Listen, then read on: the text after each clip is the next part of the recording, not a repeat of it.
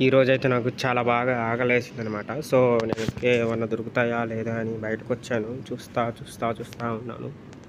So, దగ్గరలో మనకి ఏం కనిపించాయో చూడండి ఒకసారి.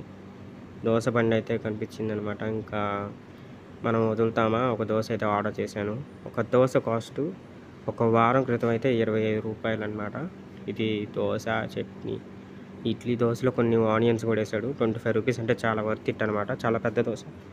ఒక్కళ్ళకి సరిపోద్దనమాట. సో, ఇది రూ. 25 మాత్రమే. అండ్ నెక్స్ట్ ఈ దోసలో మనకి అడిగితే పూరీ కుర్మా కూడా వేసాడనమాట. సో, ఈ దోసకి పూరీ కుర్మా అయితే చాలా బాగుంది. అల్లం చట్నీ ఇచ్చాడు. ఇంకా కొబ్బరి చట్నీ అనేది వేసాడనమాట. సో, అది లాస్ట్ వీక్ తిన్నాను.